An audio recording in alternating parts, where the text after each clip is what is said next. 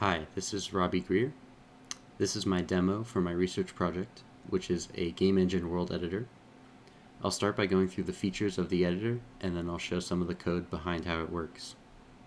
So to start out with, I have this graphical user interface, which is using ImGUI, which is an open source tool designed for systems like this. It allows me to have these different sub-windows and to resize them how I want, just like a professional editor. And the main window here is the world, where I'm actually rendering my 3D world with all my objects. To edit the world, I want to be able to select objects and then apply transforms to them to orient the scene however I want to look. To select things, I calculate a mouse ray from my mouse position, and then whatever it collides with, that object becomes selected. I can even select multiple objects by holding Control, and then my transforms will apply to all of them. And then I can deselect by clicking away. When I select an object, you can see these widgets come up. In this case, I'm in transform mode. So each of these represents a transform along the corresponding axis, and I can use each of them to translate. And then I can switch to rotate mode, which brings up these rings. And when you drag the ring, it rotates along the axis that the ring is facing down. And then you can also go to scale mode, which scales the object along an axis, or you can do uniform scaling. So each of those transforms is going through a command pattern that I can call undo and redo on. So if I press Ctrl Z or undo here, it will undo the last action, and then I can also redo the last action. And I can repeatedly undo all the way until we get back to our original state.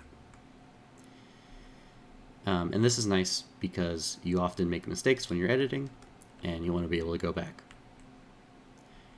Alright, next I'm going to talk about copy and paste. So if we take this spaceship, for example, we can select it, and then we can copy it by pressing Ctrl C, and then look somewhere else and press Ctrl V, and it pastes our model with all the same properties except for the position, because we want it to be somewhere else. And then in addition to copy and paste, there's also cut and paste. So I can grab this and cut it and then paste it. So all of those commands are also going through the command system and are stored on a history, so I can undo them and redo them. And we end up with however we want the scene to look. So we also have a save and load system because you want to be able to iterate on your scene and build up something more complicated over time, and have that be preserved between runs of your engine, even when the process closes. So we can save the scene pressing save or Control S. So I just saved it, and now if I close the process and rerun it, we should have two spaceships there, because that's how we saved the state. Alright, next I'll go over some of these windows we have here. So on the right we have the inspector, and this is basically a tool that you see in a lot of engines to inspect the properties of a specific object. In this case we selected the cube. You can see it has a name cube, and we can see the transform and some of its other properties. I can use this name field to actually rename it. So I'll rename it my cube, and that actually goes through the action system as well, so I can undo the renaming and redo it. We also have these fields for the transform that you can click and drag or enter a specific number for, and that gives you more precise control for the transform, each of the types there. So that's the inspector, and then over on the left we have the hierarchy. The hierarchy is basically drawing out or showing you the tree of objects. So objects can have parents and siblings, and when they have a parent, they inherit the world transform. So in this case, I have a pyramid, and it's the parent of all these objects around it. So when I move it, they inherit the transform. And I can take one of the children and drag it out here to the root. So now it's parented to the root, and when I move the pyramid, it no longer inherits the transform. And I can actually just undo that and make it a child again, and now it's a child. I can also drag it right onto the pyramid and make it a child that way, like that. So those are the editing features of the engine that allow you to build up a somewhat complex scene like this. And to get a better sense of scale of the level you're designing, you can also jump in and play the game directly from the editor. So over here I have a little player object, a player spawn, and that's where the player is going to appear when the game starts.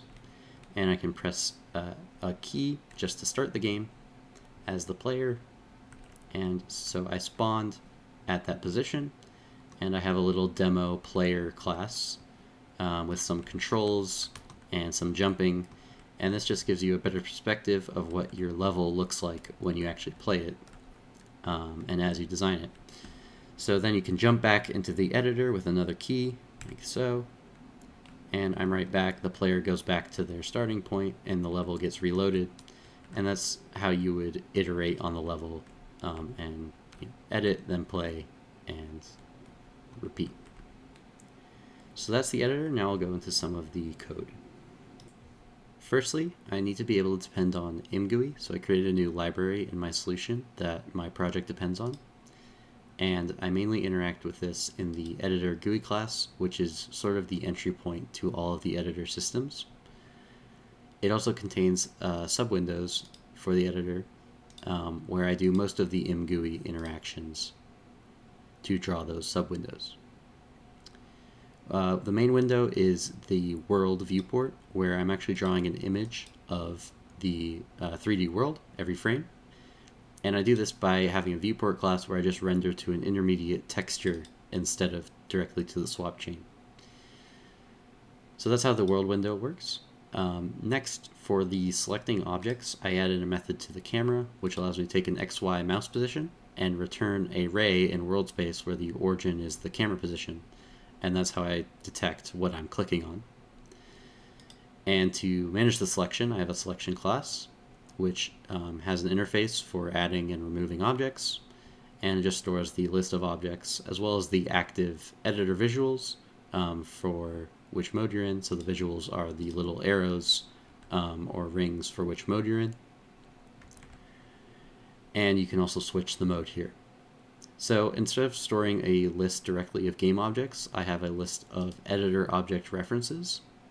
And this is nice because it gives you like a proxy where you can store information that's specific to the editor, but that the game object doesn't need to know about. So it's less invasive towards the actual game. And then the other thing you have is the visuals. And those just have a contract for how you can interact with the visual, including hovering over, dragging, and what happens when you drag it. So for example, with the translate, you can hover over and drag, and as well with the rotate or whatever you want to do.